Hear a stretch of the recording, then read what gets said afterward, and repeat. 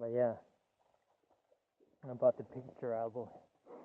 Yeah, it was the most beautiful and amazing pictures I've ever seen, and I don't exaggerate on this. I almost cried upon seeing them. The joy, the health, and the vitality, and the family core, and the union of all the things. I mean, in the pictures, the glow and the picture themselves were almost shining from the album. I'm not kidding. It was indescribable. I mean, such vibrant colors, and I got the feeling. I got the feel. I got to feel the journey with them in the pictures because they showed how it was when they first got there and everything they've done and all the experiences and joys and hardship. Not hardships. It's just ups and downs, I guess. But that wasn't what was displayed in those pictures. This is all fun. It was all joy. It was incredible.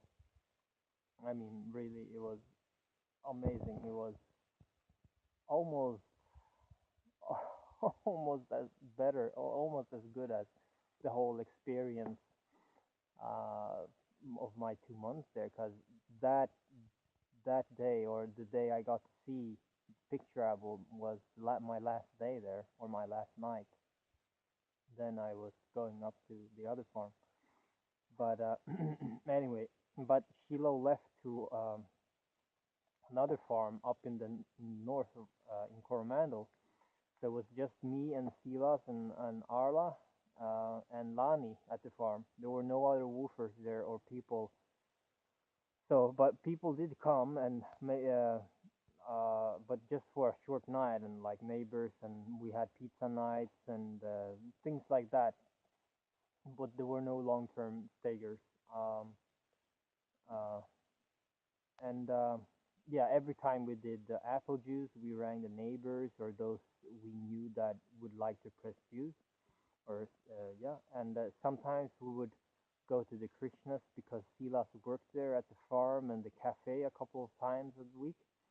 And every Sunday they had an open night where you could take part of the ceremony and sing and listen to them, and as well as take part of the dinner. It was it was nice. It was nice food, but um, but I remember that the music was too loud, and we went a couple of times, and I like uh, had to put some paper in my ears just to cover them a bit. It was actually good that I did. Lani gave me that, and but I think that what they're doing is really good. Actually, they're creating a place for people and at the farm and growing vegetables and things like that.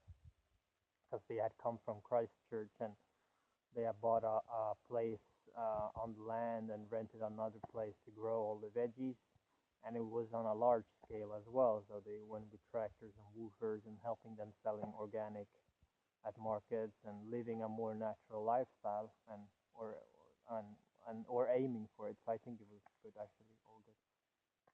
And yeah, another thing I did was I climbed a mountain or a part of it called Mount Arthur, and I took my bicycle and went maybe for an hour or two to get the food, no, to get to the foot of the mountain, and from there it was like a steep, steep climb. Holy cow! It was like the steepest way to get there I've ever been. It took me like 3 hours just from the foot of the mountain to get to the first base camp.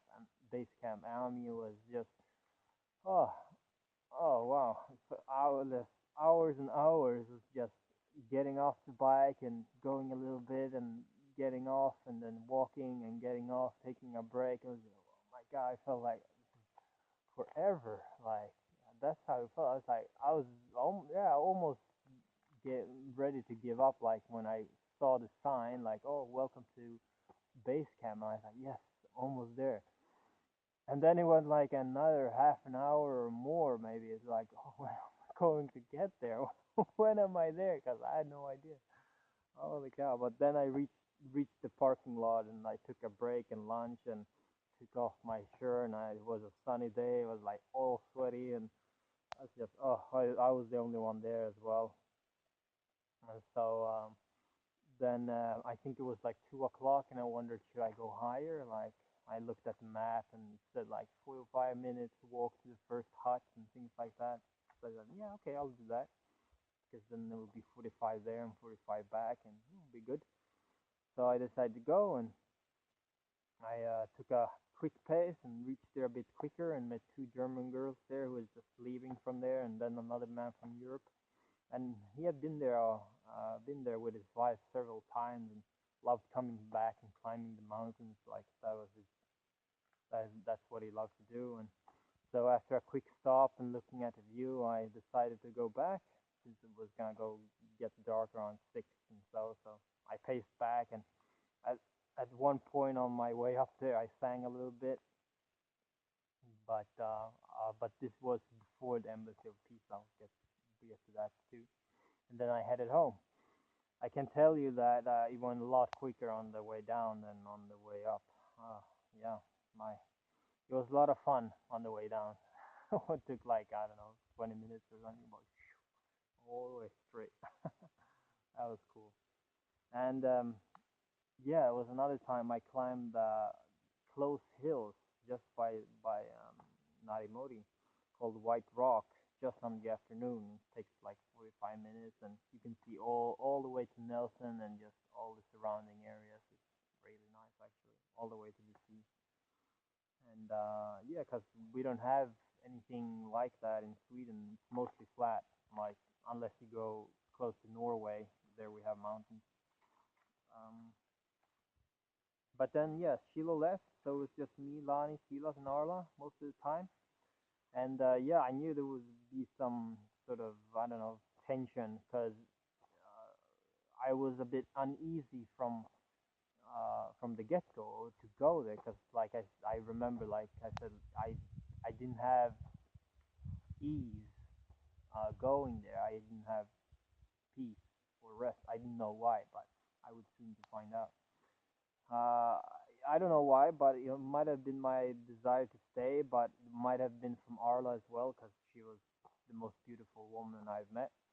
It was uh, it was hard sometimes not to think of her, and I knew it was not to be, and so it made it even more difficult. And of course, she could sense it, and I tried my very best to hide it, but when you're close together, things are amplified. Like when you're in this like same space or proximity, like, and if you're alone as well, it's like really easy to pick up. I couldn't be myself, uh, more or less, or try, but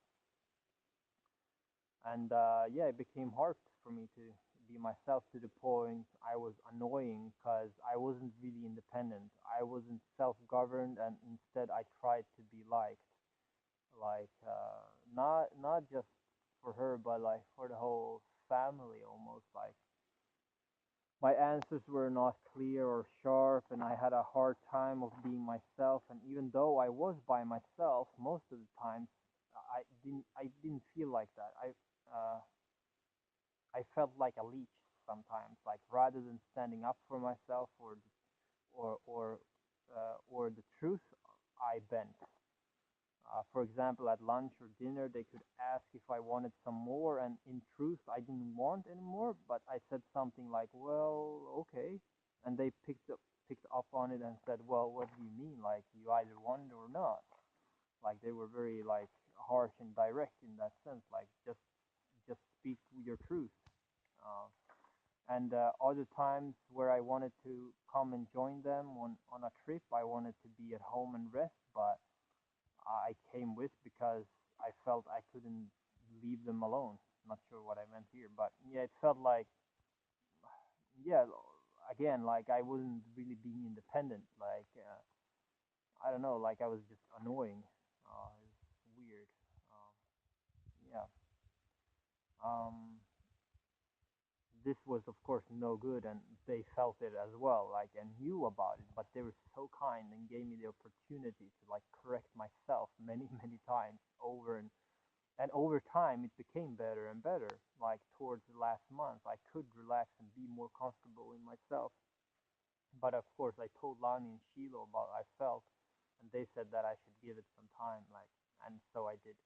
and it became better and better over time. But sometimes it was very painful because it was so subtle and so much and so sensitive there and so genuine that if you're not honest with yourself, you won't be there much longer. Like you had to be in peace and truth and like in serenity if you wanted to be there. Like you really had to feel like you want, yeah, like you should be there because otherwise you won't. And yeah, that was the distress or like the thing I was feeling there, like the discord, you could say. Like it was a part of me didn't want to, another part of me wanted to. So it was really this stress in me, and like it got to the point of like yeah, I couldn't be myself. It was really painful. Really, wow, hardest pain of my life actually. One of them anyway. But yeah, when I arrived anyway, it was in the middle of the harvest season, and like there was literally food everywhere.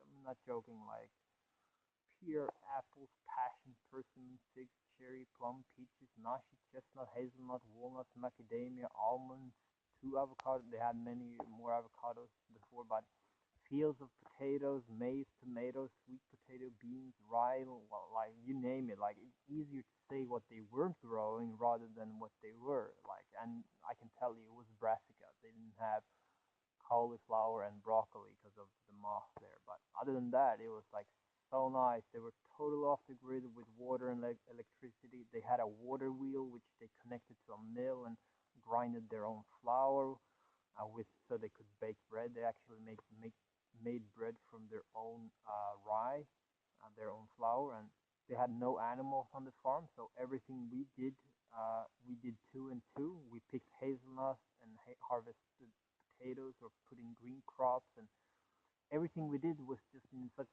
like in cooperation, such sync and harmony. Like it became so much quicker and so much more fun, like in a family, like in a union. And this was incredible. Like that was just exactly what how I wanted it to be. Like this is it. They got it. They had been there for 30 years and they were pulling off such amazing results and crops like that I had never seen anywhere else. Paul Gauchi in Seattle, like he I haven't been there, so I don't know. But anyway, these guys were doing it as I had imagined it described in the books in the Ring theaters in Anastasia. But so it was fun. It goes so much quicker when you're two and two, like not even double, maybe three times as fast, because that's how it works. Because your morale goes up. Mm, yeah, and the food was the best I've had. Like really, I can't believe how full I was from one meal. Like the first, I was not hungry for the rest of the day. Like, but I still ate. Like the first day when I got there and I ate dinner, like I was so full. I wasn't even hungry for the rest of the next day. But I ate anyway because yeah, they were eating like strange. That's what I thought. Like, oh my, I better not refuse. Like, I'll eat some. I was like, oh my god, I'm so packed. But yeah, that was great. Maybe because I don't know what that had to do with, but maybe because I had been not working the last or so much the last 3 weeks, and because I was at Crystal Waters and just enjoying and coming. Yeah, I don't know, but it was anyway the best. Um, and yeah, this was like went on for 3 days. Like after the third day, and when I started working a little bit, I could eat like maybe a bit more, like twice a day or something like that. And you could have like as much food as you wanted. Like there was fruit everywhere at that time. Like you could, yeah, so much real abundance, like truly abundance. Here they were actually doing everything that I have seen in permaculture or that I have learned in permaculture, like the PD secret, like it was incredible.